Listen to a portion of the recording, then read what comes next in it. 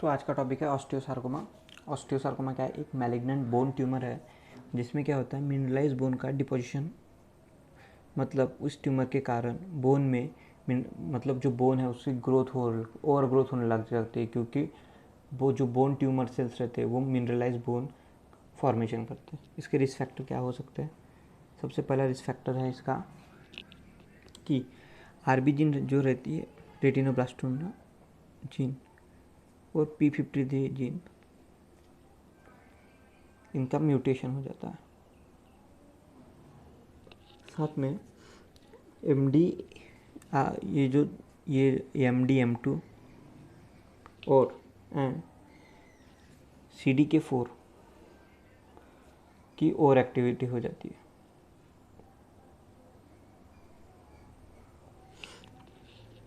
और या फिर किसी में previous history of bony lesions, या फिर रेडिएशन एक्सपोजर, ये सब रिस्क फैक्टर होते हैं।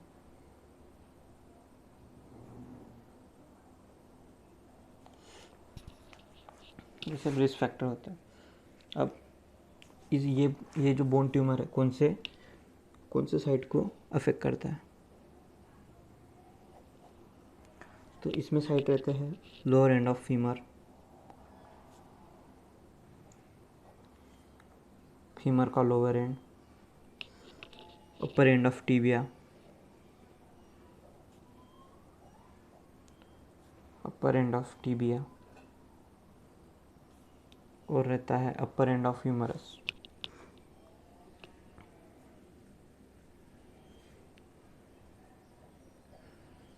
अपर एंड ऑफ ह्यूमरस। तो इसका ये जो ऑस्टियोसार्कोमा रहता है, मोस्ट कॉमन रीजन कौन सा अफेक्ट करता है? ये इट मेनली अफेक्ट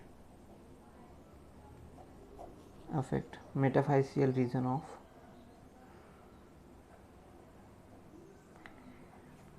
बोन। आपको बताऊंगा मेटाफाइसिस मतलब ये बोन है, ये एपिफाइसिस, ये डायाफाइसिस और ये मेटाफाइसिस।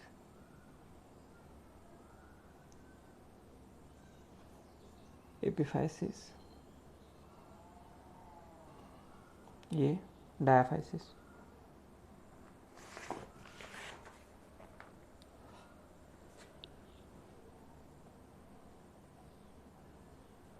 ठीक है, सेम चीज़ होती है। अब आपके पास जब पेशेंट आएगा वो किस तरह के से आएगा, मतलब जब पेशेंट, आप कैसे पहचानने की, मतलब कौन से क्लिनिकल मैनिफेस्टेशन के साथ आएगा? तो क्लिनिकल मैनिफेस्टेशन, तो पेशेंट आएगा आपके पास, बोलेगा कि उसको नाइट पेन होता है। कहाँ पे? जॉइंट में, स्पेशली लोअर जॉइंट में,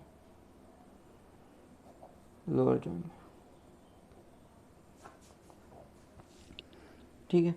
और इसमें आपको साथ में देखेंगे कि पेनफुल जो नी जॉइंट रहेगा, दैट इज पेनफुल मास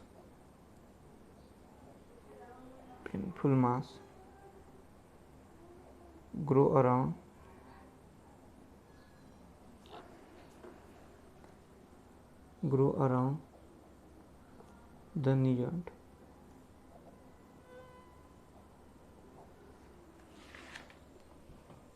ये आपको दिखेगा, ठीक है। और इसमें आप दिखेंगे कि पैथोलॉजिकल फ्रैक्चर्स दिखेंगे आपको, मतलब आप और मेरे साथ, अगर मैं बताता पहले लिख देता हूँ, पैथोलॉजिकल फ्रैक्चर, जैसे कि आप और मैं गिर गए, तो हमको नॉर्मली अगर गिरेंगे तो हम में कोई भी तरह का फ्रैक्चर नहीं होगा, पर जिसको ऑस्टियोसार्कोमा, अगर ये लोग अगर गलती से भी गिर गए, कहीं तो छोटे से भी गिर गए, तो इनको फ्रैक्चर्स होने लग जाते हैं, ठीक है। ये हो गया। अब इनके ये देखते हैं सब टाइप्स ऑफ ऑस्टियोसार्कोमा।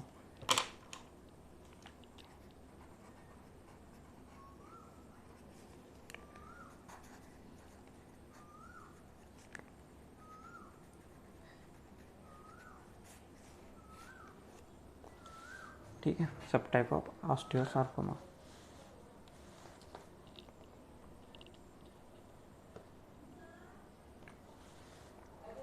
इसके क्या क्या सब टाइप हो सकते हैं?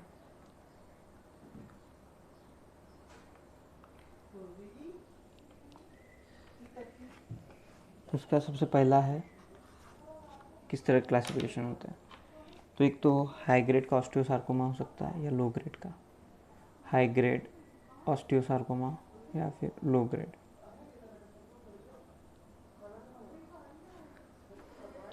ठीक है। दूसरा, अब primary osteosarcoma and secondary osteosarcoma. ठीक है, सेकेंडरी ऑस्टियोसार्कोमा साथ में, और on the basis of site के बेसिस पे किस तरह का ऑस्टियोसार्कोमा हो सकता है। एक तो होता है इंट्रामेडुलरी ऑस्टियोसार्कोमा, मतलब जो स्पॉन्जी बन है उसको अफेक्ट करे इंट्रामेडुलर, या इंट्राकॉर्टिकल, जो इंट्राकॉर्टिकल मतलब आउटर रीजन, मतलब हार्ड बोनी सरफेस, हार्ड बोनी रीजन, इंट्राकॉर्टिकल ऑस्टियोसार्कोमा।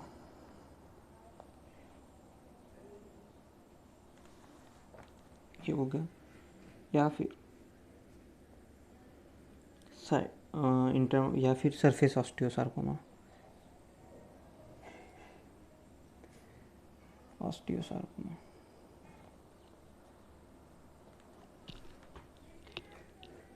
जो सरफेस ऑस्टियोसार्कोमा रहता है इसका बेटर प्रोग्नोसिस रहता है।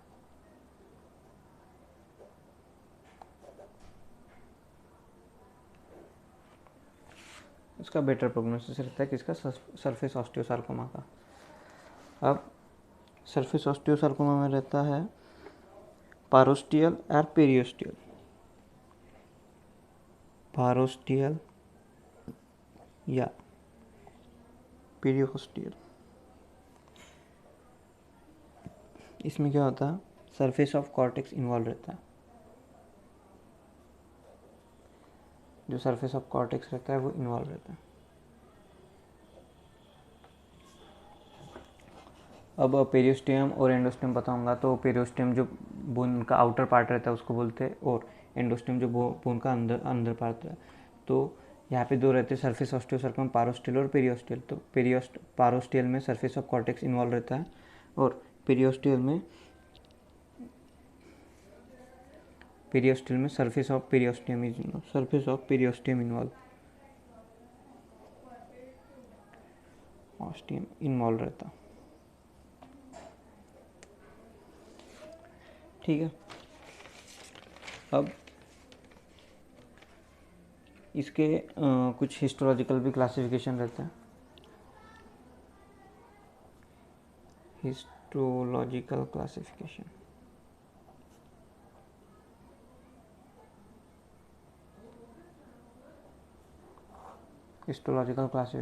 अब हिस्टोलॉजिकल क्लासिफिकेशन में क्या मिलेंगे आपको, अगर tumour cells bony matrix form करते तो ऑस्टियोब्लास्टिक ऑस्टियोसार्कोमा, या फिर tumour cell fibrous tissue form करते हैं तो फाइब्रोब्लास्टिक ऑस्टियोसार्कोमा,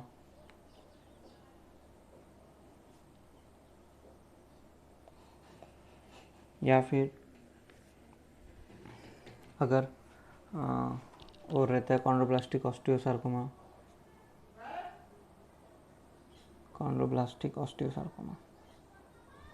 और एक रहता है अगर वो स्मॉल ब्लड वेसल्स को फॉर्म करता है तो उसको बोलते हैं टेलेंजियाटैक्टिक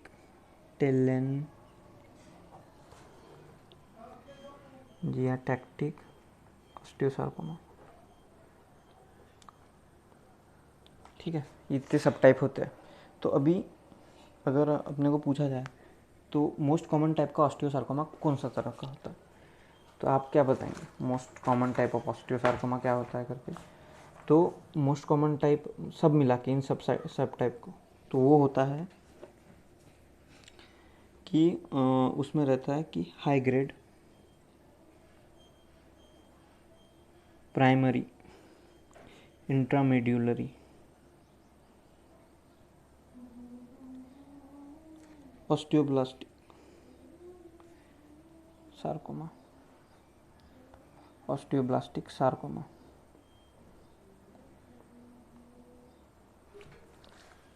ठीक है, ये हो गया अपना।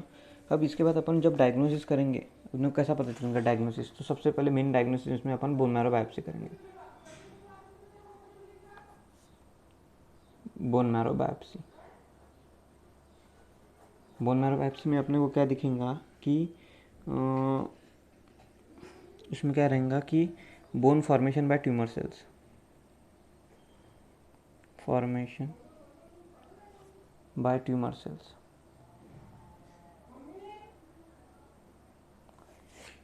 साथ में जो अफेक्टेड एरिया होगा उसमें ट्यूमर का मास फंज मतलब बल्कि मास फॉर्म हो जाएगा, बल्कि। और जब इसको टच करके दिखेंगे तो अपन ग्रिटी लगेगा, मतलब हार्ड लगेगा। साथ में इसमें आप देखेंगे हीमोरेज और नेक्रोसिस भी इसमें प्रेजेंट रहेगा, नेक्रोसिस भी प्रेजेंट रहेगा। ठीक है, अब इसमें अपने को एक रेडियोलॉजिकल फाइंडिंग मिलेंगी। आपको ये मैं पैथोलॉजी बता रहा हूँ तो आपको मैं अच्छे स्लाइड समझा के दिखाऊंगा। ठीक है, तो कॉर्ड्स में इसमें रेडियोलॉजिकल फीचर भी दिखेंगे। रेडियोलॉजिकल फीचर में इसमें एक रहता है कॉर्ड्समैन ट्रायंगल, कॉर्डमैन्स ट्रायंगल और सनबर्स्ट अपीयरेंस।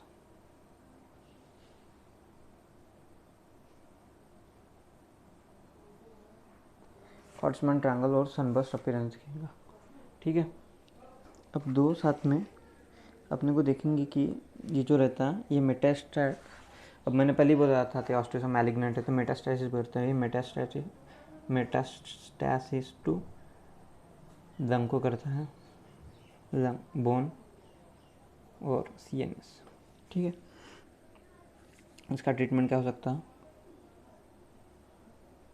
ट्रीटमेंट एक ही हो सकता है, एक तो सर्जरी करवा लो या फिर ड्रग रहता है मेथोट्रेक्सेट, वो देते हैं। इसके बाद मैं आपको इसकी हिस्टोलॉजी समझा रहा हूँ। ठीक है,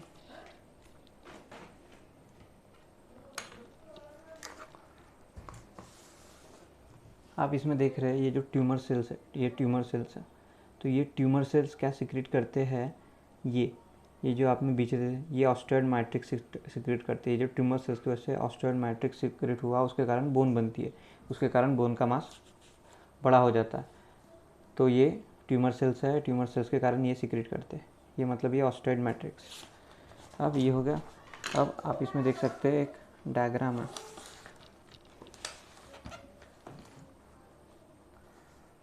तो ये जो बोन है ये नॉर्मल बोन है यहाँ से, तो यहाँ से एक्स्ट्रा आउटग्रोथ हो गई। ये जो आउटग्रोथ है, इतना जो पार्ट बना ऐसा आउटग्रोथ वाला, इसको बोलते हैं कॉर्ड्समैन ट्रायंगल। ठीक है, थैंक यू। कहा